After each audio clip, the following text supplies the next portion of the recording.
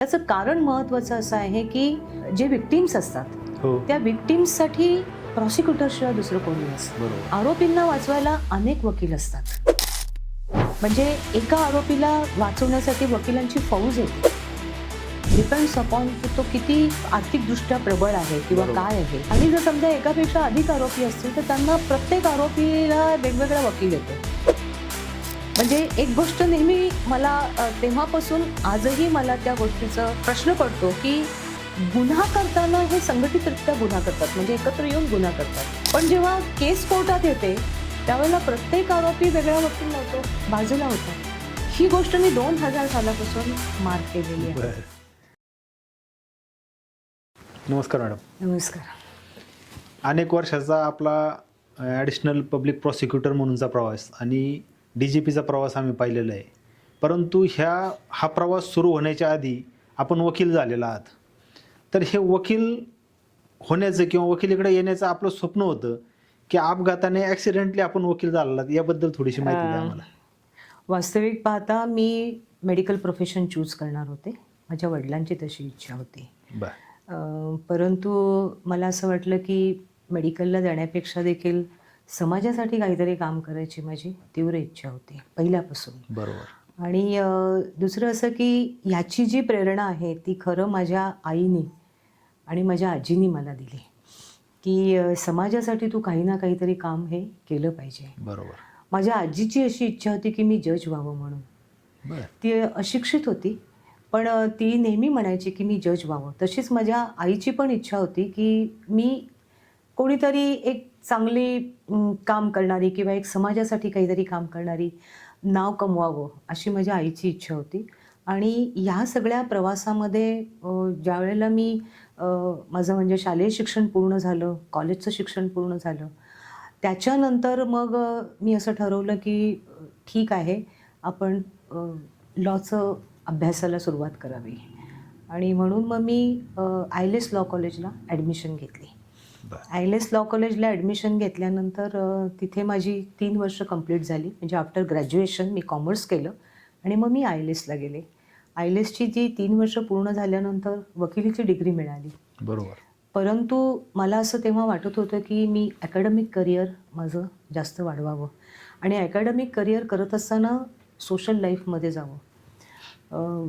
आणि म्हणून मग मी LLMला ॲडमिशन घेतली. युनिव्हर्सिटीमध्ये मी इंटरनल डिपार्टमेंटला LLM केलं. LLM झाल्यानंतर म्हणजे जेव्हा रिझल्ट लागला LLMचा तेव्हा मी युनिव्हर्सिटीमध्ये फर्स्ट आले होते. खूप छान. आणि त्यावेळेला मी परत असा विचार केला की आपण स्पेस लॉमध्ये PhD करावं अशी माझी ॲम्बिशन होती. परंतु ते काही कारणास्तव जमलं नाही आणि मी कोर्टात वकिली सुरू केली. आणि मग जेव्हा ॲडव्होकसी सुरुवात केल्यानंतर माझा प्रवास असा झाला की तो मला परत मागे वळून मला बघता आलं नाही. त्याच्यामुळे ॲकॅडमिशियन होण्यासारखं नंतर काही संधी माझ्या आयुष्यात आली नाही. मी पहिले 3 वर्ष लेक्चररशिप केली. यशवंतराव चव्हाण म्हणजे जे आपलं पर्वतीच्या इथलं, तर तिथे मी लेक्चररशिप 3 वर्ष केली. आणि त्याच्यानंतर मग काम जसं जसं वाढत गेलं माझं त्याप्रमाणे मग मी ती लेक्चरशिप सोडली आणि मी फुल टाईम वकिलीमध्ये डिव्होट केलं. बरोबर. आता पहिलं तर आपण विद्यापीठात पहिला आलात त्याबद्दल अभिनंदन करतो आपलं. थँक्यू. आता वकिली क्षेत्रात आल्यानंतर आपण म्हणजे सर्वजण माझ्यासहित सर्वजण आपण कोणते तरी चांगले सिनियर पाहून त्यांच्याकडे ज्युनियरशिप करतो. तर आपण आपल्या बाबतीत असं काही ज्युनियरशिपचं किंवा आपण कोणाकडे काही थोड्या काळाकरता होईना पण ज्युनियरशिप केली? हां. कसं झालं की मी जेव्हा वकिली व्यवसायामध्ये आले तेव्हा आपल्या कोर्टामध्ये म्हणजे शिवाजीनगर न्यायालयामध्ये अत्यंत स्टॉलवर्ड्स असे सिनियर होते. म्हणजे माझ्या बघण्यामध्ये ॲडव्होकेट विजयराव मोहिते, बरोबर, त्याच्यानंतर ॲडव्होकेट सुरेश देशमुख, की जे अँटी करप्शनची क्रॉस अप्रतिम घ्यायचे. मोहिते सर तर क्रिमिनलला अतिशय सुरेख क्रॉस घ्यायचे. बरोबर. त्याच्यानंतर DS बोंडाय सिव्हिलला होते. बरोबर.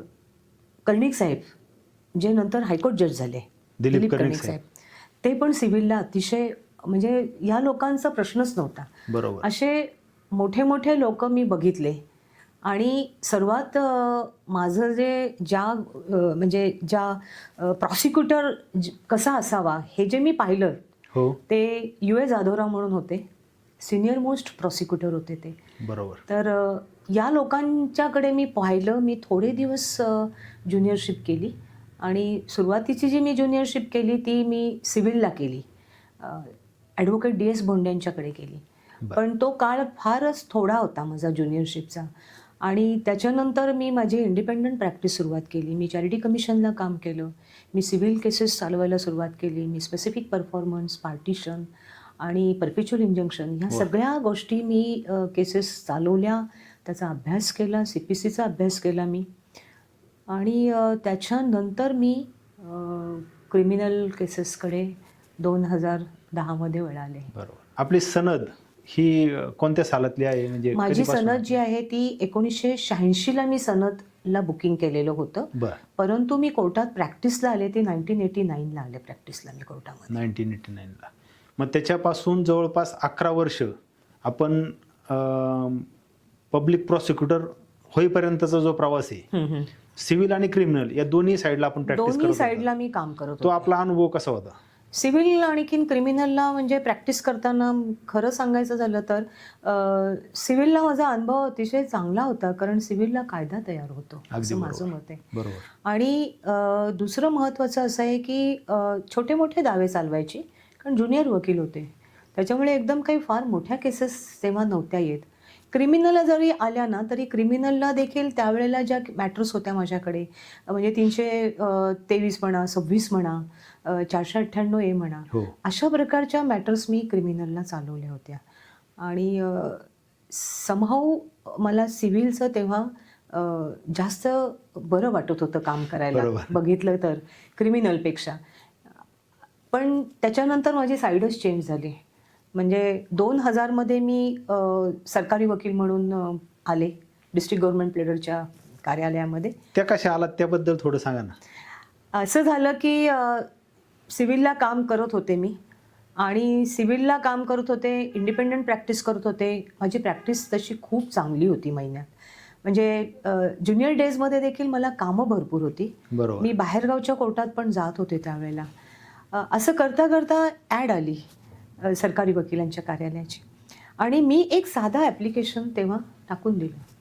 मला हे काही माहिती नव्हतं की मी अपॉइंट होईल नाही होईल बरोबर. याचा मी विचारही नव्हता केला. परंतु असं झालं की ते ॲड आल्यानंतर मी ॲप्लिकेशन दिला. ॲप्लिकेशन दिल्यानंतर अचानकपणे म्हणजे ते गव्हर्नमेंट पॉलिसीज आहेत शेवटी आणि त्या असत असताना तुमचं काम कसं आहे हे कोर्टातल्या डिस्ट्रिक्ट जज साहेबांना विचारलं जातं. बरोबर. त्याचप्रमाणे इतर ॲडिशनल सेशन जजेस आहेत त्यांना विचारलं जातं. सिव्हिल कोर्टामध्ये देखील विचारलं जातं की या व्यक्तीला आपण APP म्हणा, ॲडिशनल पब्लिक प्रॉसिक्युटर आणि गव्हर्नमेंट प्लीडर म्हणून अपॉइंट करायला या लायक आहेत का नाही याबाबतचं रिपोर्टिंग ते विचारतात. तसं माझ्या बाबतीमध्ये जेव्हा मी अर्ज केल्यानंतर पुण्याच्या कोर्टात त्यावेळचे असणारे डिस्ट्रिक्ट जज किंवा त्यावेळचे असणारे ॲडिशनल सेशन जजेस आणि सिव्हिल जज, ज्युनियर डिव्हिजन, सिनियर डिव्हिजन या सगळ्यांनी माझं रिपोर्टिंग चांगलं केलं होतं. त्याच्यामुळे मी APP म्हणून सुरुवातीला 2000मध्ये आपल्या शिवाजीनगर कोर्टामध्ये अपॉइंट झाले. 2000मध्ये मी अपॉइंट झाल्यानंतर 2010पर्यंत मी असिस्टंट पब्लिक प्रॉसिक्युटर आणि ॲडिशनल डिस्ट्रिक्ट गव्हर्नमेंट प्लीडर म्हणून काम केलं. कालावधीमध्ये मी अनेक क्रिमिनल केसेस सुरुवात केल्या चालवायला. बरोबर. मग माझी जी इंडिपेंडंट प्रॅक्टिस होती ती शेवटी मी कमी केली. लेक्चररशिप तर मी सोडून दिलेली होती आणि मी फुल टाईम डिव्होट केलं प्रॉसिक्युशनला. बरोबर. त्यामुळे 2000 सालापासून माझं जे प्रॉसिक्युशनचं जे काम होतं ते खूप चांगलं आणि सॅटिस्फॅक्टरी होत होतं. म्हणजे मला सॅटिस्फॅक्शन मिळत होतं. त्याचं कारण महत्त्वाचं असं आहे की जे विक्टिम्स असतात हो. त्या विक्टिम्ससाठी प्रॉसिक्युटरशिवाय दुसरं कोणी नसतं. बरोबर. आरोपींना वाचवायला अनेक वकील असतात. म्हणजे एका आरोपीला वाचवण्यासाठी वकिलांची फौज येते. डिपेंड्स अपॉन की तो किती आर्थिकदृष्ट्या प्रबळ आहे किंवा बरोबर. काय आहे. आणि जर समजा एकापेक्षा अधिक आरोपी असतील तर त्यांना प्रत्येक आरोपीला वेगवेगळा वकील येतो. म्हणजे एक गोष्ट नेहमी मला तेव्हापासून आजही मला त्या गोष्टीचं प्रश्न पडतो की गुन्हा करताना हे संघटितरित्या गुन्हा करतात, म्हणजे एकत्र येऊन गुन्हा करतात. पण जेव्हा केस कोर्टात येते त्यावेळेला प्रत्येक आरोपी वेगळा वकील लावतो, बाजूला होतात. ही गोष्ट मी 2000 सालापासून मार्क केलेली आहे. बरं. आणि 2000 सालापासून माझ्या अंदाजाप्रमाणे, आता मला आठवत पण नाही, इतक्या क्रिमिनल केसेस मी चालवल्या. इक्वली मी सिव्हिल केसेस पण चालवत होते. म्हणजे सिव्हिल कोर्टात जाऊन देखील state of Maharashtra, union of India यांच्या ज्या काही केसेस होत्या त्याही मी चालवत होते. आणि मग 2010ला तुम्हाला माहिती आहे सगळ्यांना, डिस्ट्रिक्ट गव्हर्नमेंट प्लीडर आणि चीफ पब्लिक प्रॉसिक्युटर म्हणून माझी अपॉइंटमेंट झाली. बरोबर. आता 2000 ते 2010 सालापर्यंतचा प्रवास, आणि त्या प्रवासामध्ये आम्ही साक्षीदार आहोत. 2002 आम्ही प्रॅक्टिस करतोय. अनेक नामांकित केसेस ज्या पुण्यामध्ये गाजलेल्या क्रिमिनलच्या केसेस, अगदी डबल मर्डरच्या केसेस असतील किंवा वेगवेगळ्या, ह्या आपण चालवलेल्या आहेत as a additional public prosecutor म्हणून. तर हे चालवत असताना अनेक गुन्हेगारांच्या विरोधात आपण अत्यंत प्रखरपणे त्या केसेस चालवल्यात. तर कधी काही गुन्हेगारांकडून आपल्याला धमकीवजा किंवा भीती वाटेल असं काही वर्तन, कोणी त्या पद्धतीचं काही अनुभव? एकदाच माझ्या आयुष्यातला फक्त एकच अनुभव तसा आहे. त्याच्यानंतर गुन्हेगारच मला घाबरायला लागले असं मला वाटायला लागलं. एकदा असं झालं की एकंदर 13 आरोपी होते आणि आपल्या इथे दरोड्याची केस होती. दरोड्याची केस होती. बरोबर. शिरूरच्या इथे तांदळी नावाचं एक गाव आहे. त्या त्या तांदळी गावामध्ये एक शेतकरी कुटुंब शेतामध्ये राहत होतं आणि त्याच्यामध्ये त्या शेतकऱ्याची बायको, त्याची आई आणि त्याची मुलं अशी तिथे राहत होती. रात्रीच्या वेळेला दरोडेखोर आले आणि ते सगळे दरोडेखोरांनी पाणी द्या म्हणून आतमध्ये आले आणि त्यांना पाणी देण्यासाठी बिचारी ती माऊली गेली होती तिथे. तर तिला मारली, तिला उचललं, तिला शेतात नेलं, तिच्यावर रेप केला. सासू जी तिची होती, म्हातारी म्हणजे त्या शेतकऱ्याची जी आई होती, तिला मारलं, त्या शेतकऱ्याचा मर्डर केला आणि त्याच्यानंतर त्याचं जे प्रेत होतं ते असं अक्षरशः त्या दरोडेखोरांनी फेकून दिलं. असे हे 13 दरोडेखोर होते. या 13 दरोडेखोरांना जेव्हा ती केस कोर्टामध्ये चालली तेव्हा ती खूप मोठी गाजली होती ती केस त्यावेळेला. आणि पुरावा वगैरे सगळा इन्व्हेस्टिगेटिंग मशिनरीने आणला होता. मी साक्षी घेतल्या, आर्ग्युमेंट केलं. मी प्रत्येक साक्षीदाराला शिकवायची आणि शिकवत असताना मी खूप कष्ट घेतले. म्हणजे म्हणण्यापेक्षा तो माझ्या स्वभावात आहे कदाचित, की त्या प्रत्येक साक्षीदाराला मी इथपर्यंत शिकवते की त्यांनी कोर्टामध्ये जरासाही इकडचं तिकडे हल्लं नाही पाहिजे. आणि तसं मी त्या साक्षीदारांना शिकवलं आणि अल्टिमेटली सगळ्या 13च्या 13 लोकांना जन्मठेप झाली. जन्मठेप झाल्यानंतर आज जन्मठेप झाली. 13 लोकांचे त्या बायका सगळ्या आल्या होत्या. त्या अतिशय आरडाओरडा करत होत्या, कोर्टात गोंधळ करत होत्या. कोर्टाने बंदोबस्त मागवला. आणखीन त्या 13ही आरोपींना जेलला घेऊन गेले त्या दिवशी. मी तो प्रकार झाला, संपला. मी माझ्या दुसऱ्या कामांमध्ये बिझी होते. आणखीन दुसरी कामं चालवत होते. तर एक दिवस असं झालं की मी कोर्टात निघाले होते आणि त्यावेळेला जात असताना मला माहिती नव्हतं या कोण लेडीज आहेत, काय आहेत त्या. अचानकपणे त्या आल्या जवळ. मी पहिल्या जिना म्हणजे पहिल्या फ्लोअरला गेले. पहिल्या फ्लोअरपासून मी दुसऱ्या फ्लोअरला जात असताना त्यांनी मला एन्सर्कल केलं. एन्सर्कल केल्यानंतर त्यांच्याकडे काय हत्यारं होती आय डोंट नो, पण होती हत्यारं. आणि मग त्या चिडल्या आणि त्या म्हटल्या आमच्या नवऱ्याने शिक्षा देते काय, बघतो तो तुमच्याकडे. असं मला जेव्हा कळलं तेव्हा समहाऊ मला असं वाटलं त्यावेळेला की काहीतरी विपरीत घडतंय. समोरच कोर्ट होतं. मी इमिजिएटली सटकले आणि त्या कोर्टात गेले. कोर्टात गेल्यानंतर मी साहेबांना सांगितलं की साहेब या हल्ला करायला आल्यात. तर साहेब म्हटले मॅडम तुम्ही मागच्या बाजूनी चेंबरच्या इथनं पुढे व्हा. आणि मग त्या लेडीज सगळ्या कोर्टाच्या दरवाज्यात उभ्या होत्या आणि त्या म्हटल्या की मॅडमला आमच्या हातात द्या कारण त्यांच्यामुळे आमच्या नवऱ्यांना शिक्षा झालेली आहे. तर so that was the only incident जो माझ्या आयुष्यामध्ये आला. परंतु त्यानंतर मला कधी कोणी धमकी दिली नाही किंवा मला भीती कधी कुणाशी वाटली नाही. अनेक मोठ्या केसेस चालवल्या, खूप आरोपी बघितले, पॉलिटिकली इन्फ्लुएन्स एक्यूज बघितले, हार्डन क्रिमिनल्स पाहिले. बरोबर. आणि त्यांची ब्रुटॅलिटी बघितली मर्डरची, त्यांची मोडस पाहिली मर्डरची. परंतु मला आजतागायत कधीही त्या गोष्टीची भीती नाही वाटली मला. म्हणजे समहाऊ आय डोंट नो, पण मला नाही वाटली. कारण मी जे काम करते ते मी त्या विक्टिमला न्याय देण्यासाठी बरोबर. काम करत आहे. आणखीन ती भावना माझ्या मनामध्ये आहे. शुद्ध आणि स्वच्छ हेतू असल्यामुळं येस, त्यामुळे मला कधीच असं त्रास नाही झाला. आता ह्या 2010 सालापासून तर मला वाटतं 2020 किंवा 19 सालापर्यंत आपण पुणे जिल्ह्याच्या DGP म्हणून काम पाहिलेलं आहे. मला वाटतं महाराष्ट्रातील सर्वात जास्त टेन्युअर आणि पहिल्या पुण्याच्या DGP असा मान देखील आपल्या नावावरती नोंदला गेलेला आहे.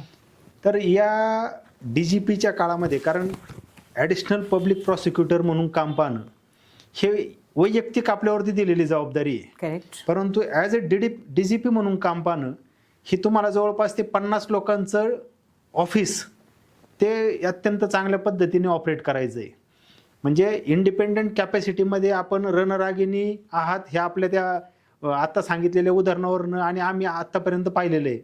परंतु हे ॲडमिनिस्ट्रेशन सांभाळत असताना सुद्धा त्या एका DGP ऑफिसला एक वेगळी उंची देण्याचं आपण काम केलेलं आहे. तर त्या 9-10 वर्षाच्या काळातील आपला अनुभव थोडा आम्हाला जर सांगितला तर बरं होईल. मी तुम्हाला खरं सांगू का, मी सरकारी वकील झाल्यापासून मी त्या ऑफिसला मान देते. का खूप शिकवलं, त्या ऑफिसनी मला खूप शिकवलं. तुम्हाला सांगते, या कोर्टाचे देखील माझ्यावर उपकार आहेत. त्याचं कारण असं आहे की या कोर्टामध्ये प्रॅक्टिस करत असताना मला अनेक गोष्टी शिकायला मिळाल्या. कायद्याचे बारकावे शिकायला मिळाले सरकारी वकील झाल्यानंतर. अनेक दिग्गज वकिलांच्या विरुद्ध मी काम केलं, शिक्षा घेतल्या, अनुभव आले खूप. परंतु माझे जे अनुभव आहेत ते खूप चांगले अनुभव आहेत. म्हणजे मला खूप शिकायला मिळालं.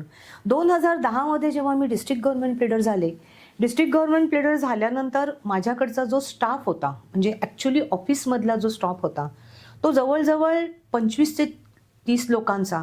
कारण त्यावेळेला असं होतं की पुणा डिस्ट्रिक्ट म्हटलं की not entire Pune including the Baramati. बरोबर. आणि त्यामुळे मला बारामतीचा स्टाफ, पुण्याचा स्टाफ, हा पहिला ॲडमिनिस्ट्रेशनला स्टाफ, आणि त्याच्यानंतर जे सरकारी वकील होते माझ्या पिरियडमध्ये 37 सरकारी वकिलांची अपॉइंटमेंट होती. तर ते 37 सरकारी वकील, हा एंटायर स्टाफ, बारामती, हे सगळं मला सांभाळावं लागायचं. त्यावेळेला मोकाच्या अनेक मॅटर्स होत्या आणि मोकासाठी फक्त पुण्याचं कोर्ट होतं. बरोबर. आणि पुण्याच्या कोर्टामध्ये त्या मोकाच्या मॅटर्स इतक्या होत्या. आता कसं झालंय की आता त्यांनी डिस्ट्रिक्ट वाईज केले, डिस्ट्रिक्ट वाईज त्यांनी केलेलं आहे. ते माझ्याच पिरियडमध्ये झालं डिस्ट्रिक्ट वाईज. कारण तेव्हा शेवटी आम्ही रिप्रेझेंटेशन दिलं लॉ अँड ज्युडिशरीला, आणि लॉ अँड ज्युडिशरीला रिप्रेझेंटेशन दिल्यानंतर मग ते प्रत्येक डिस्ट्रिक्टला, कारण खूप मोका कन्सिस्टंटली यायला लागले, त्या मनाने सरकारी वकिलांची संख्या कमी पडायला लागली. बारामतीला, इकडे तिकडे सगळ्यांच्याकडे जेव्हा सरकारी वकिलांची संख्या कमी पडायला लागली, तेव्हा as a district government leader म्हणून मी लॉ अँड ज्युडिशरीला प्रत्येक वेळेला रिक्वेस्ट करत गेले की सरकारी वकिलांची संख्या वाढवा. म्हणजे प्रत्येक कोर्टाला माझ्या अंदाजाप्रमाणे मिनिमम 2 तरी सरकारी वकील पाहिजेत. कारण प्रत्येक कोर्टाकडचं काम पण हेवी असतं. तर मी ते अपॉइंट करून घेतले. आता जर ॲडमिनिस्ट्रेशन तुम्ही बघाल तर मी तुम्हाला खरं सांगते, मी सकाळी 10 वाजता कोर्टात जायची आणि काही वेळेला मला रात्र उजाडायची ऑफिसमधनं बाहेर पडताना. पण माझा जो स्टाफ होता तो सगळा स्टाफ जरी नाही थांबला तरी त्यातले मॅक्सिमम स्टाफ माझ्याबरोबर काम करत असायचा. म्हणजे माझे स्टेनो असतील, माझा शिपाई असेल, माझा क्लार्क असेल ऑफिसमधला, हे सगळेजण माझ्याबरोबर थांबायचे. कारण माझ्या पिरियडमध्ये मला असं वाटतंय की अनेक मोठ्या मॅटर्सचे ओपिनियन असायचे मला, सिव्हिल ॲज वेल ॲज क्रिमिनलमध्ये. ऑफिसर्स भेटायला यायचे. मोकाच्या काही मॅटर्स ज्यामध्ये डिस्कशन असायचं, काही कॉन्टेस्टिंग मॅटर्समध्ये डिस्कशन असायचं.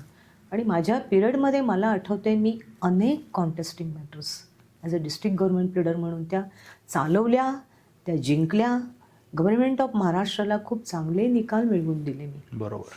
आणि इन्क्लुडिंग दॅट मी माझ्या स्टाफची पण सदैव काळजी करायची. कारण लेडीजला मी कधी जास्त वेळ, स्टाफच्या लोकांना मी कधी थांबवलं नाही 6 नंतर.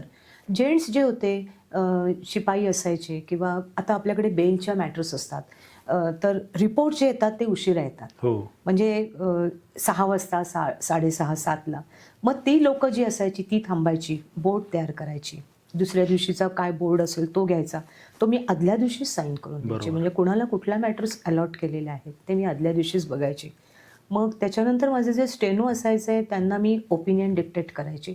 सगळं काम संपल्यानंतर 5 वाजता मी कोर्टातून जेव्हा ऑफिसमध्ये यायची त्यावेळेला मग मला भेटायला व्हिजिटर्स खूप असायचे आणि त्यामध्ये पोलीस ऑफिसर्स पण असायचे आणि काही विक्टिम्सचे नातेवाईक असायचे. बरोबर. हे सगळं काम अंगवळणी पडल्यासारखं झालं होतं. आणखीन ते मी करत होते आणि ते होत होतं. प्रत्येक कोर्टामध्ये काम व्यवस्थित चाललंय का नाही चाललंय बरोबर. याच्यासाठी मी राऊंड पण घ्यायची, जायची कोर्टात. सरकारी वकील काम करतायत का नाही करतायत, काय अडचण आहे का, किंवा एखाद्या कोर्टाकडे सरकारी वकील नाही आहेत आणि साक्षीदार आलेला आहे, अशा वेळेला मी स्वतः उभं राहून त्या साक्षीदाराची साक्ष पण मी नोंदवलेली आहे. दुसरं, मी ॲडमिनिस्ट्रेशनच्या दृष्टीने जर तुम्ही बघाल तर मी एक महत्त्वाची गोष्ट केली होती. आपल्या कोर्टाच्या गेट नंबर 4ला पोलीस अधिकारी बसलेले असतात. बरोबर. आपल्या कोर्टामध्ये येणारा प्रत्येक माणूस हा, काही वेळेला काय होतं की एका नंबरकारीला भेटायला अनेक लोक येतात कोर्टामध्ये आणि ती अनेक लोक त्या कॅरिडॉरमध्ये गर्दी करतात. हो. मी त्यावेळेला 4 नंबर गेटच्या पोलिसांना जेव्हा अशी गर्दी व्हायची, कारण मोकाचे आरोपी खूप असतात, 20-20, 22-22 आरोपी असतात. 20-22 आरोपींना भेटायला येणारी लोक असतात. भेटायला येणारी लोक काही वस्तू घेऊन येतात किंवा भेटायला येणाऱ्या लोकांच्या काही वेळेला इंटेन्शन्स चांगली असतातच, अशातला भाग नाही. शस्त्रासहित आपण हल्ले बघितलेले आहेत एक्झॅक्टली, कोर्टामध्ये आपण सुद्धा. बघितलेले बघितलेले आहेत. त्यामुळे मी त्यावरती मात्र कंट्रोल आणलेला होता. बरोबर. माझ्या पिरियडमध्ये. आणि दुसरं, मी ॲडमिनिस्ट्रेशनचं तुम्हाला सांगू का मी काय करायची, मी इन्व्हेस्टिगेटिंग ऑफिसर्सला मिटिंगला बोलवायची ऑफिसमध्ये की त्यांच्या काय अडचणी आहेत का, की बाबा सरकारी वकिलांच्याकडनं त्यांना काय पाहिजे आहे. बरोबर. की what is expected from the public prosecutor in respect of a particular matter. तर मी त्यांना बोलवायची. त्यांचं आणि सरकारी वकिलांचं कोऑर्डिनेशन व्यवस्थित झालं पाहिजे, कारण जेव्हा मॅटर कोर्टाकडे चालते तेव्हा आयोचं जर आणि तुमचं कोऑर्डिनेशन असेल तर इन दॅट सर्कमस्टन्सेस सरकारी वकील ती मॅटर चांगल्या प्रकारे चालवू शकतो. बरोबर. अशा पद्धतीने मी काम करत होते. आता 2000 ते 2000 आज 26 उजाडले. जवळपास 20 वर्ष आपण ह्या प्रॉसिक्युशनमध्ये ॲज अ गव्हर्नमेंट लीडर म्हणून काम केलेलं आहे आणि त्याच्यानंतर अनेक केसेसमध्ये आपण स्पेशल पब्लिक प्रॉसिक्युटर म्हणून आपल्या नियुक्त्या आता झालेल्या आहेत. आफ्टर द 2020 झालेले आहेत. म्हणजे अनेक लोकांनी त्या विनंती करून आपल्याला ते करून म्हणजे घेतलेले आहेत. तर NIA वरती देखील आपली नियुक्ती झालेली होती. अँटी टेररिस्ट स्क्वॉडला मी स्पेशल पीपी. अँटी टेररिस्ट स्क्वॉडला पण आपली नियुक्ती झाली. तर ह्या 2 ज्या नियुक्ती आहेत, NIA आणि अँटी टेररिस्ट स्क्वॉड, याच्यामधलं काही थोडंसं म्हणजे याच्यातल्या कामाचं स्वरूप कशा पद्धतीने हाताळावं लागतं काम, याबद्दलची थोडीशी आम्हाला. असं आहे की नॅशनल इन्व्हेस्टिगेटिंग एजन्सी ही सेंट्रल मिनिस्ट्रीची एजन्सी आहे. बरोबर. त्यांचं जे इन्व्हेस्टिगेशन आहे ते नक्कीच चांगलं असतं, त्याच्यात काही वादच नाही आहे. इन्व्हेस्टिगेशन करताना अत्यंत बारकावे ते बघतात. Same is the case so far as anti terrorist squad is concern. आत्ता जर तुम्ही बघितलं तर अँटी टेररिस्ट स्क्वॉडच्या ज्या काही महत्त्वाच्या मॅटर्स आहेत त्या आहेत माझ्याकडे. म्हणजे एक महत्त्वाची मॅटर डॉक्टर करुलकरची आहे की डॉक्टर करुलकरनी जे काही आपले जे काही डिफेन्सचे ज्या काही इक्विपमेंट्स होत्या त्याच्या संदर्भातली माहिती, गुप्त माहिती, कॉन्फिडेन्शियल इन्फॉर्मेशन्स पास केलेली आहे PIOला. तर ती आहे, मी ती चालवती आहे. त्याच्यानंतर यासिन भटकळला जर्मन बेकरीच्या केसमध्ये नंतर पकडला. बरोबर. आणि त्याच्या अगोदर हिमायत बेगला शिक्षा झाली आणि हिमायत बेगला शिक्षा झाल्यानंतर यासिन भटकळ पकडला गेला. त्याच्यामुळे यासिन भटकळची जी जर्मन बेकरीची जी ट्रायल आहे ती आज मी कंडक्ट करते आहे. बरोबर. की ज्यांनी बॉम्ब प्लांट करण्याचं काम केलं होतं बेकरीमध्ये, तर ती ट्रायल आज माझ्याकडे आहे ATSची. NIAला काम करत होते तेव्हा मला मुंबईला जावं लागत होतं आणि NIAच्या मॅटर्समध्ये मी फेक करन्सीच्या मॅटर्स NIAची चालवली. बरोबर. आणि तिथे माझा अनुभव असा आला की ह्या ज्या फेक करन्सीज आहेत या पाकिस्तानातून व्हाया दुबई बॉम्बेला आणल्या आणि त्या कशा पकडल्या इन्व्हेस्टिगेटिंग एजन्सीनी. त्या करन्सीजचं ओपिनियन कसं घेतलं, त्यातले कोण आरोपी आहेत, त्यांचं जे इन्व्हेस्टिगेशन आहे तेही मी बघितलं. ती चालवली मॅटर.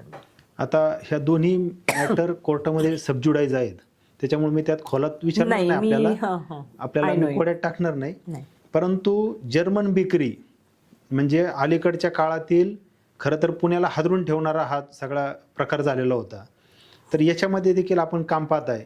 एकंदरीत याच्यात झालेला तपास आणि आपण त्या अनुषंगाने कोर्टामध्ये मांडलेली प्रॉसिक्युशनची बाजू, याच्यामुळे आज त्या मॅटरमध्ये जामीन वगैरे झालेले नाही आहेत. नाही झाले. तर ही परिस्थिती म्हणजे आता या मॅटरची थोडक्यात आम्हाला म्हणजे आपल्या याला हे न होता थोडी माहिती दिली तर बरं होईल. निश्चित हे मॅटर काय होतं? हां, जर्मन बेकरीचा मॅटर असा आहे की जर्मन बेकरीमध्ये ज्या दिवशी हा स्फोट झाला त्या दिवशी हिमायत बेग आणखीन हा यासीन भटकळ आणि बाकीच्या लोकांनी तो कट केलेला होता आणि तिथे जेव्हा स्फोट झाल्यानंतर म्हणजे तिथे त्यांनी बॉम्ब प्लांट केला भटकळनी.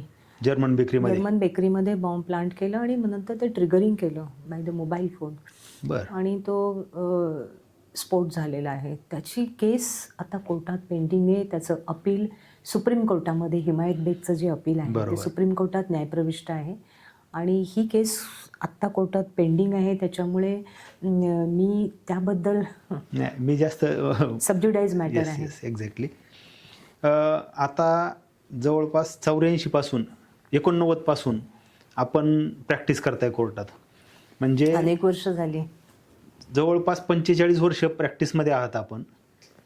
तर म्हणजे ज्युनियर डेज सगळे आठवतात आणि मला ते माझे. तर या संपूर्ण प्रवासामध्ये जवळपास 45 वर्षाच्या प्रवासामध्ये शिवाजीनगर न्यायालयाच्या परिसरात झालेला बदल, न्यायाधीशांमध्ये झालेला बदल, न्यायव्यवस्थेमध्ये झालेला बदल आणि तपास यंत्रणांमध्ये झालेला बदल, हे तिन्ही बदल आपण पाहिलेले आहेत. तर या बदलाबद्दल आपल्याला काय वाटतं? करेक्ट. अतिशय उत्तम प्रश्न विचारला आहे तुम्ही मला. आणि हा बदल हा खूप ट्रिमेंडस बदल झालेला आहे. म्हणजे जेव्हा मी वकिली सुरुवात केली त्यावेळेची वकिली आणि आजची जी काही प्रॅक्टिस आहे याच्यामध्ये मला असं वाटतं जमीन आसमानाचा फरक पडला आहे. त्याचं कारण तुम्हाला सांगते की त्यावेळची जी मी ज्युनियरशिपमध्ये मी बघितलं, आम्हाला आमचे सिनियर्सना खरं सांगू का सारखं वाचन करायला लावायचे. म्हणजे ते नेहमी म्हणायचे की तुम्ही फॅक्ट्सवरती मास्टरी मिळवा. बरोबर. ज्यावेळेला तुम्ही तुमच्या फॅक्ट्स रेडी असतील ना तर मग त्या सर्कमस्टन्सेसमध्ये तुम्हाला त्या कोर्टाच्या समोर प्लीड करताना तुम्ही कॉन्फिडंटली प्लीड करा. बरोबर. त्या फॅक्ट्स आणि त्याच्यानंतरचा तो पर्टिक्युलर लॉ किंवा तो जो ॲक्ट असेल त्या ॲक्टमधला तो पर्टिक्युलर सेक्शन ह्याच्यावरती तुम्ही मास्टरी मिळवा and then you read the case laws. Exact. आता आपण जे केस लॉ वाचतो ना, ही हॅबिट मात्र मला पहिल्या वेळेपासून होती की मी एव्हरीडे एक तरी केस लॉ वाचायची. म्हणजे सुप्रीम कोर्टाचा म्हणा, हायकोर्टाचा म्हणा, समजायचं नाही सुरुवातीच्या काळामध्ये, परंतु ते मी वाचन करायची आणि ते मला आज म्हणजे मला फायद्याचं ठरलं. हळूहळू मला त्यातली ब्युटी कळत गेली. म्हणजे त्या पर्टिक्युलर कायद्याची म्हणा किंवा त्या सेक्शनची म्हणा. आणि मग तो सेक्शन जेव्हा डोक्यामध्ये आपल्या फिक्स बसतो, म्हणजे फॉर एक्झाम्पल तुम्ही एव्हिडन्सचा सेक्शन 27 घ्या. बरोबर. 1945 सालापासूनच्या अथॉरिटीज आहेत आपल्या 27 सेक्शनवरती. कोतैया वर्सेस कोतैया. आणि what is important is this की दॅट प्रिव्ही काउन्सिल, प्रिव्ही काउन्सिलची कोतैया वर्सेस कोतैयाची 1945ची अथॉरिटी आहे. आणि त्यामध्ये जो प्रिव्ही काउन्सिलने जो निर्णय दिलेला आहे ना तो आजही तोच आहे. थोड्याफार फरकाने केस लॉज अनेक आले त्याच्यावरती, अनेक केस लॉज आले त्याच्यावरती. बेसिक स्ट्रक्चर त्या केस लॉचं इज कोतैया वर्सेस कोतैया. आणि मी ती 1945ची कोतैया वर्सेस कोतैयाची केस वाचलेली आहे आणि त्याच्यानंतर मी बघते आणि त्यामुळे हा जो सेक्शन 27 आहे ना की काय महत्त्वाचं आहे किंवा काय घेतलं पाहिजे सरकारी वकिलांनी म्हणा किंवा आरोपीच्या वकिलांनी देखील म्हणा, कुठे कोणत्या बाबतीवरती जास्त महत्त्व दिलं पाहिजे, ह्या गोष्टी तुम्हाला समजतात. आणि तेव्हा ते शिक्षण मला खरं सांगू का मी ज्युनियर असताना मला मिळालं. मी स्वतः वाचत गेले, स्वतः काम करत गेले, काही गोष्टी सिनियरांकडनं शिकले. मी तुम्हाला सांगते की या पुण्याच्या कोर्टामधले हे जे दिग्गज लॉयर्स आहेत या सगळ्यांच्या मी क्रॉस पाहत होते. म्हणजे खरं सांगू का मी विजयराव मोहित्यांची क्रॉस बघितलेली आहे. मी ऐकायचं जाऊन तिथे कशी क्रॉस घेतात ते. आणि त्याच्यानंतर ॲडव्होकेट सुरेश देशमुख होते की जे अँटी करप्शनला अतिशय तयार होते, त्यांची मी क्रॉस ऐकलेली आहे. त्याच्या अगोदर बाबा भिड्यांची वगैरे होते तेव्हा मी नव्हते, तेव्हा मी कोर्टातही नव्हते आले. सिव्हिलला मी काम केलं तेव्हा सिव्हिलला देखील एक्झिबिट पास कसं आर्ग्यू करतात काय आहे हेही मी ऐकायची. त्याच्यानंतर तुम्हाला सांगते, मी जेव्हा प्रॉसिक्युशन बघायचे तेव्हा आमचे U.A. जाधवराव होते. U.A. जाधवराव चीफ कशी घ्यायचे हेही मी मार्क केलं. तर मी असं पाहिलंय की सकाळी 11 वाजता किंवा 11च्याही अगोदर 10-10:30ला इन्व्हेस्टिगेटिंग ऑफिसर साक्षीदाराला घेऊन त्या सरकारी वकिलांच्या कार्यालयात हजर असायचा. खरंय. आणि सोमवारी जर सेशन सुरू झालं आपल्या कोर्टामध्ये तर ते शुक्रवारपर्यंत डेफिनेटली कंप्लीट करायला लावायचे जजेस. मग त्याच्यानंतर 313 आणि 313 झालं की आर्ग्युमेंट केस संपायची. बरोबर. त्याच्यानंतर पुढे असं झालं की हळूहळू म्हणजे आपल्याकडे क्राईम हा वाढत गेला आणि आता तो ऑर्गनाइज क्राईम आलेला आहे. मेट्रोपॉलिटन सिटीमध्ये ज्या पद्धतीने बदल होत गेले तसा तो क्राईम वाढत गेला. इन्व्हेस्टिगेटिंग मशिनरीवरती प्रेशर पडत गेलं. म्हणजे फक्त इन्व्हेस्टिगेशनच नाही तर अनेक गोष्टी, म्हणजे आज बंदोबस्त कशाचा, दहीहंडीचा पण बंदोबस्त असतो, गणपती उत्सवाचा बंदोबस्त असतो, पॉलिटिकल लीडर्स येतात तेव्हा त्यांचा बंदोबस्त असतो. त्यामुळे त्या इन्व्हेस्टिगेटिंग मशिनरीवरती तुम्हाला सांगते ते पण एक प्रेशर येत गेलं, क्राईम वाढत गेला त्याच्यामुळे. आणि काही ना काही देर आर मल्टिपल रिझन्स. एक रिझन असं नाही आहे, कोर्टातल्या केसेसची पेंडन्सी वाढत गेली. बरोबर. आणि जी पेंडन्सी वाढत गेल्यामुळे प्रत्येक कोर्टामध्ये जे सोमवार ते शुक्रवार सेशन चालायचं ते आज मितीला हे सेशन 4, 5, 6, 7, 8 यू टेक इट चालत नाही. आणि म्हणून आता सुप्रीम कोर्टाने लॉंग इन्कार्सिनेशनचा जो केस लॉ म्हणजे ज्या जजमेंट्स दिलेल्या आहेत की विदाऊट ट्रायल तुम्ही आरोपींना जेलमध्ये ठेवू नका, बरोबर, हा निकाल आता आलेला आहे. आणि यावरनं आपण धडा घेतला पाहिजे ट्रायल कोर्ट लॉयर्सनी. सुरुवातीला हे होत नव्हतं पण हल्ली हे सगळं व्हायला लागलेलं आहे. त्याच्यामुळे हा एक बदल मी बघितला. इवन मी DGP झाल्यानंतर देखील आय ट्राईड माय बेस्ट की ते लवकरात लवकर सेशन्स चालवायचं आणि ते संपवायचं मी प्रयत्न केलेले आहेत मी, आणि त्या दृष्टीने त्या चाललेल्या पण आहेत. परंतु हल्ली असं दिसतंय की केसेस चालायला विलंब खूप लागतोय. म्हणजे मी असं नाही म्हणणार की त्याला डिफेन्सच कारणीभूत आहे असं नाही मी म्हणणार. ॲडव्होकेट्स कुठे ना कुठेतरी त्याला रिस्पॉन्सिबल आहेत, दोघंही, प्रॉसिक्युटर म्हणा किंवा डिफेन्स लॉयर म्हणा, आरोपीचे वकील, हे कुठे ना कुठेतरी रिस्पॉन्सिबल होतं की प्रत्येक वेळेला बेलला या, बेल आलं की 10 ॲप्लिकेशन्स करा, त्याच्यामध्ये 2-2, 3-3 महिने काढा. असं करत करत आताची परिस्थिती मला अशी दिसते की खूप विलंब लागतोय खटल्यांना.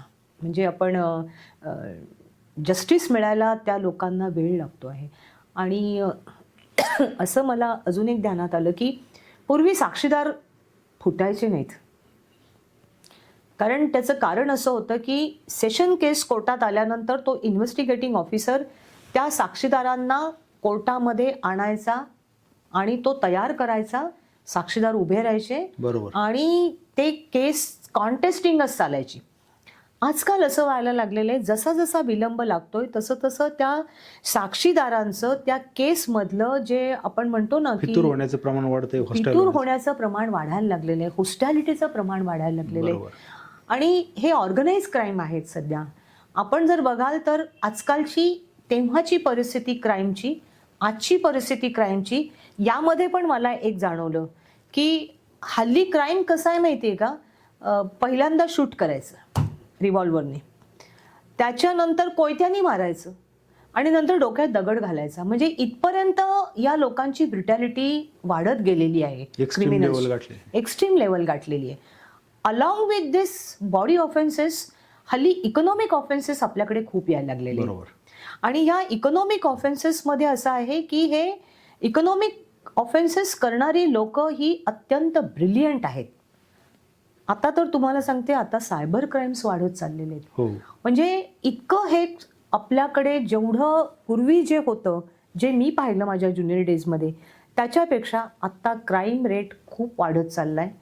त्याच्यानंतर इन्व्हेस्टिगेशन असं आहे की त्या इन्व्हेस्टिगेटिंग अथॉरिटीवरती जबाबदाऱ्या खूप वाढलेल्या आहेत. आणि ह्या जबाबदाऱ्या नुसत्याच वाढल्या नाही तर प्रत्येक केस, बऱ्याचशा, म्हणजे मी अशी प्रत्येक नाही असं म्हणणार, पण मॅक्सिमम केसेस या मीडिया ट्रायल व्हायला लागलेल्या आहेत. याच्यामध्ये काही राजकीय हस्तक्षेप किंवा प्रॉसिक्युशनच्या किंवा एकंदरीत तपास यंत्रणेवरती त्याचाही काही परिणाम आपल्याला जाणवतो? माझं मत असं आहे की कुठलाही गुन्हा घडला ना की पहिल्या 15 दिवसाचा जो तपास असतो ना, तो खूप महत्त्वाचा असतो. 15 दिवसानंतर असं होतं की मग त्या फिर्यादीला 10 लोक सांगणारी असतात. बरोबर. काही वेळेला पॉलिटिकल इन्फ्लुएन्स हा होतो, म्हणजे होत नाही अशातला भाग नाही आहे, होतो तो. परंतु माझा अनुभव असा आहे की ज्या मी केसेस बघितलेल्या आहेत, इन्व्हेस्टिगेटिंग मशिनरी त्यांचं काम करत असते, हे तितकंच खरं आहे. बरोबर. आणि तुम्ही मला सांगा, कुठे ना कुठेतरी काही ना काहीतरी इन्फ्लुएन्स हा हल्ली वाढतच चाललेला आहे. म्हणजे जे आज आपण बघतो आहोत, आपण किती मीडिया ट्रायल्स पाहतो आज, आणि त्याला पेपरबाजी खूप होते. मग ते फिर्यादी लोक म्हणा किंवा कोण जे असेल ते मीडियासमोर जातात, बोलतात बऱ्याचशा गोष्टी, की त्याचा तपास यंत्रणेवरती देखील परिणाम होतो. ह्या सगळ्याच्या मी विरोधात आहे. माझं मत असं आहे की सरकारी वकील किंवा कोणी, आपण ॲडव्होकेट्सने मीडियासमोर जास्त during the time of a investigation मीडियासमोर जाणं योग्य नाही. अगदी बरोबर. कारण त्यामुळे त्या इन्व्हेस्टिगेटिंग मशिनरीच्या इन्व्हेस्टिगेशनवरती परिणाम होऊ शकतो. आरोपी अलर्ट होऊ शकतात. फिर्यादीला कळत नाही की काय आहे काय नाही ते, किंवा काय चाललंय काय नाही. हे इन्व्हेस्टिगेशनच्या स्टेजला काही कॉन्फिडन्शियल गोष्टी असतात, त्या ओपन होतात. त्याच्यामुळे मी हल्ली हे पण बघते, म्हणजे पूर्वी हे मी नव्हते बघत, पण आजकाल मी हे पण बघते की कुठलीही काय झालं की सगळेजण मीडियासमोर जातात, मग काहीतरी बोलतात, मग त्याचे रिपरकेशन्स होतात. That is also the bad things. Exactly. हे आजकाल मी पाहते की मनापासून मला असं वाटतं की असं करू नये त्या लोकांनी. हे जे आता नवीन वकील आपण पाहतो की जवळपास 40-45 कॉलेज पुण्यामध्ये आहेत, 150-200 कॉलेज राज्यामध्ये लॉचे आहेत. हजारो वकील दरवर्षी लॉची डिग्री घेऊन ह्या आपल्या प्रोफेशनमध्ये येत आहेत. तर AI टेक्नॉलॉजी आलेली आहे, ChatGPT सारखे 5-6चे व्हर्जन आपल्याकडे उपलब्ध आहेत. हे सर्व असताना देखील वकिलांनी, म्हणजे आपले जुने ॲक्ट जर बघितले, CRPC, IPC, एव्हिडन्स ॲक्ट, आता BNSS असेल, BNS असेल, BSA असेल, तर याची सांगड घालून, म्हणजे आपण प्रॉसिक्युशनच्या साईडने जास्त दिवस काम केलेले म्हणून विचारतो, याची सांगड घालून प्रॉसिक्युशनच्या साईडने आणि डिफेन्सच्या साईडने हे नवोदित वकिलांनी किंवा अगदी आमच्यासारख्या वकिलांनी कशा पद्धतीने अभ्यास केला पाहिजे, त्याचे एकंदरीत केसचं वाचन आणि अभ्यास याबद्दल थोडंसं आपण सांगावं. मी तुम्हाला सांगू, प्रत्येक केस ही महत्त्वाची केस असते. बरोबर. ती लहान असो किंवा मोठी असो. तुमच्याकडे केस आली ना, मी पहिल्यांदा तुम्हाला सरकारी वकिलांनी काय करावं ते सांगेल. आता IPC हा जो आपला अतिशय जुना आहे, IPC, CRPC आणि एव्हिडन्स, बरोबर, आपण तो इतका शिकलेलो आहोत पहिल्यापासून. त्याच्यानंतर MCOC हा कायदा आलाय, महाराष्ट्र ऑर्गनाइज क्राईम सिंडिकेट. त्याच्यानंतर तुम्हाला मी सांगते की म्हणजे क्रिमिनल लॉमध्ये देखील वेगवेगळे कायदे आलेले आहेत, UAPA आहे. बरोबर. ह्या सगळ्या कायद्यांचा आपण अभ्यास केलेला आहे. आज आता नवीन अमेंडमेंटनुसार BNS आलाय, BNSS आलेला आहे. BNS आणि BNSS मध्ये त्याच प्रोव्हिजन्स आहेत ज्या IPC मध्ये आहेत. सेक्शन्स बदललेत बरोबर. आणि काही ठिकाणी इन्व्हेस्टिगेटिंग मशिनरीला त्यांनी जास्तीच्या पॉवर्स दिलेले आहेत. आणि बेसिक कसं आहे की तो ॲक्ट आणण्याचं देखील ऑब्जेक्ट मला असाच दिसतो की जे खरं आहे, तुम्हाला कमी वेळ मिळतो ना, तर जास्त वेळ घ्या, तुम्ही इन्व्हेस्टिगेशन करा आणि प्रॉपर केस ही कोर्टासमोर आणा. आता काय आहे की वकिलांनी काय केलं पाहिजे, तर IPC, CRPC, इन्व्हेस्टिगेशन हे तर आपलं रेडी आहे. तुम्ही BNS बघा, BNSS बघा आणि एव्हिडन्सचा जो आहे तो बघा. सेक्शन्स तेच आहेत, थोडाफार इकडे तिकडे बदल आहे. बेसिक तुम्हाला तुमची फॅक्ट्स त्या केसच्या काय आहेत, तुमचा काय एव्हिडन्स आहे. इन्व्हेस्टिगेटिंग मशिनरीनी FIR घेतली आहे, FIR नंतर पंचनामे झालेत, पंचनाम्यानंतर रिकव्हरी आहे, रिकव्हरीनंतर विटनेसेसची साक्ष आहे, विटनेसेसची साक्ष झाल्यानंतर जर तिथं 302 मर्डर असेल तर PM रिपोर्ट असतो, PM रिपोर्ट नंतर FSLकडे मुद्देमाल पाठवला जातो आणि त्याचा CA रिपोर्ट येतो. CA रिपोर्ट येतो. हा सगळा जो एव्हिडन्स आहे हा सगळा त्या चार्जशीटामध्ये आलेला असतो, राईट. तर सरकारी वकील म्हणून जर काम करत असताना त्यांनी ते चार्जशीट एकदा नाही, मी असं म्हणेल तुम्ही 4 ते 5 वेळा तरी मिनिमम ते चार्जशीट वाचा. बरोबर. त्याशिवाय त्या चार्जशीटामध्ये काय आहे हे तुम्हाला चांगल्या रीतीने आत्मसात होण्यासाठी तुम्ही जितकं जास्त वाचाल ना, तितकं तुम्हाला अधिकाधिक त्याच्यातलं महत्त्व किंवा आपण म्हणतो ना बारकावे कळत जातात. बरोबर. आता FIR जर तुम्ही एक घेतली तर ती FIR ही प्रत्येक वेळेला परिपूर्ण असतेच अशातला भाग नाही आहे. कारण गुन्हा घडल्यानंतर जेव्हा तो कंप्लेनंट किंवा जो ॲग्रीड पर्सन असतो तो FIR जेव्हा द्यायला जातो तेव्हा घरातला कोणीतरी मेलेला असतो, त्याच्यामुळे त्याच्या डोक्यावरती ते टेन्शन असतं. बरोबर. एखाद्याच्या मुलीने सुसाईड केलेलं असतं, त्याच्यामुळे त्या वडिलांच्या डोक्यावरती तो एक आघात असतो. त्या आघातामध्ये तो प्रत्येक वेळेला तो FIR सगळी फुलप्रूफ देतोच अशातला भाग नाही आहे. तो थोडंफार देतो, मग त्याचं सप्लिमेंटरी स्टेटमेंट घेतलं जातं. परंतु त्या FIRला कराबोरेशन जो एव्हिडन्स असतो, म्हणजे तुमचे पंचनामे असतात, रिकव्हरी पंचनामा असतो, पोस्टमॉर्टम रिपोर्ट असतो, बाकीच्या विटनेसेसचं स्टेटमेंट्स असतं, जर आय विटनेस असेल तर त्यांचं स्टेटमेंट्स असतं, सर्कमटन्शियल एव्हिडन्स असेल तर काय सर्कमटन्शियल एव्हिडन्स पोलिसांनी जमा केलेला आहे याचा तुम्ही अत्यंत सूक्ष्मपणे अभ्यास करावा असं माझं मत आहे. आणि मग त्याच्यानंतर त्या साक्षीदाराला बोलवा, त्याची तयारी करून घ्या, त्याला काही ट्युटर करा असं मी म्हणणार नाही, परंतु त्याच्याकडनं त्याला काय माहिती आहे किंवा काय नाही हे विचारून घ्या. त्याला थोडंसं तुम्ही सांगा, ब्रीफिंग करा, त्याला ब्रीफिंग करून मगच तो साक्षीदार कोर्टात आणून तुम्ही उभा करा, की जेणेकरून तो साक्षीदार व्यवस्थितरित्या साक्ष देईल. बरोबर. आणि त्या विक्टीमला मयत असेल किंवा विक्टीम जिवंत असेल, म्हणजे 307 आहे, 376 आहे, आपल्याकडे पोक्सोच्या मॅटर्स चालतात की ज्याच्यामध्ये अतिशय लहान लहान मुली आहेत. आणि अशा लोकांना न्याय देण्यासाठी माझं मत असं आहे की प्रत्येक सरकारी वकिलांनी अतिशय सूक्ष्मपणे त्याचा अभ्यास करावा, साक्षीदार व्यवस्थित घ्यावेत आणि चांगला पुरावा कोर्टासमोर आणावा असं माझं मत आहे. म्हणजे जो आहे त्यातला व्यवस्थित पुरावा तुम्ही खरं आहे. आता हे आपण प्रॉसिक्युशनच्या बाजूस सांगितलं, थोडंसं आपण म्हणजे 2000च्या आधी आपण डिफेन्सची कामं केलेली आहेत.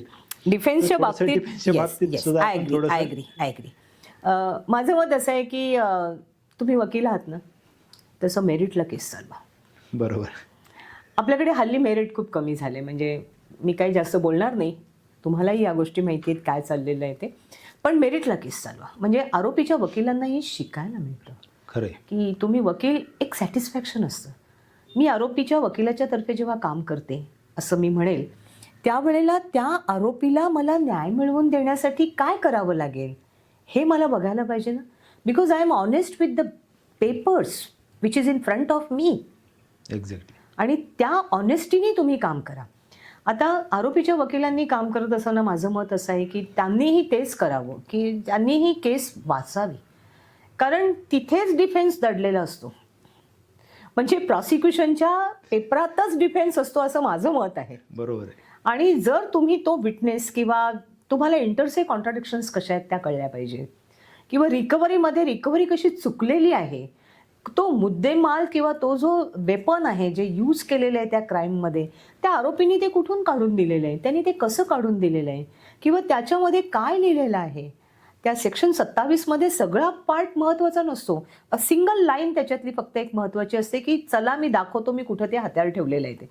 आता ते दाखवत असताना किंवा ते पाहत असताना तुम्ही जेव्हा क्रॉसला जेव्हा उभे राहता तेव्हा तुम्ही त्याला वेगवेगळे प्रश्न विचारा, मला त्याच्याबद्दल नाही म्हणायचं नाही आहे, परंतु तुम्ही त्या वेपनच्या रिकव्हरीमधनं त्याला बाहेर काढा. किंवा जर आय विटनेस असेल, डेफिनेटली डिस्कव्हरी अँड रिकव्हरी फार महत्त्वाचा भाग आहे. आय विटनेस असेल तर तुम्हाला त्या आय विटनेसला डिसबिलीव्ह करण्यासाठी उगाचच वेडेवाकडे प्रश्न नका विचारू. काही वेळेला अंगावर घेतात प्रश्न, तसं नका करू. तर त्याला तुम्ही डिसबिलीव्ह करायचं आहे ना, देन एकच डिफेन्स नसतो माणसाच्या डोक्यात ठेवू नये. बरोबर. जेव्हा तो केसला उभा राहतो त्याच्या अगोदर त्यांनी 2-3 डिफेन्सेस प्रॉबेबल काय असू शकतील याचा विचार करावा असं माझं मत आहे. आणि मग उभं राहिल्यानंतर कुठला डिफेन्स आपल्याला जास्त योग्य पडेल हे त्या वकिलांनी ठरवायला पाहिजे.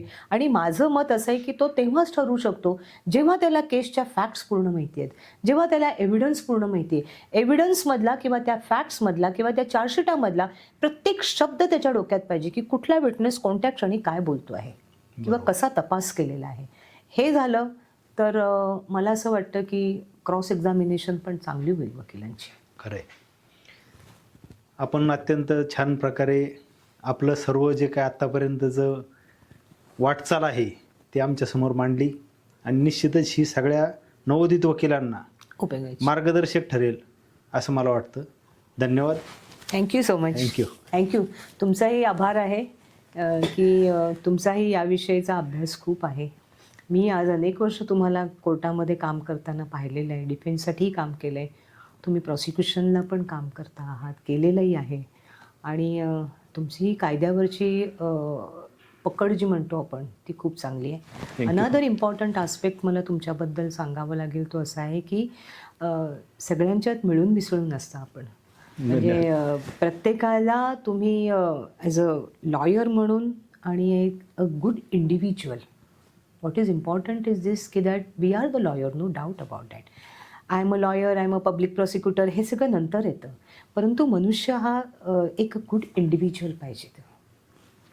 तसे आहात तुमच्यासारख्या आपण. मंडळींकडून ज्यांनी सामाजिक बांधिलकी जपलेली आहे, जोपासलेली आहे, त्यांच्याकडून शिकायचा प्रयत्न करतोय. नाही, आणि तुम्ही समाजामध्ये खूप काम करताय.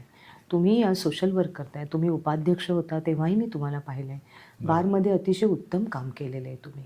प्रत्येकाच्या अडीअडचणी समजावून घेता, त्यांना कशा पद्धतीने त्या सुटतील हे पण तुम्ही पाहिलेलं आहे. मी बघितले तुम्हाला, ते काम करताना तुम्हाला पाहिलेलं आहे.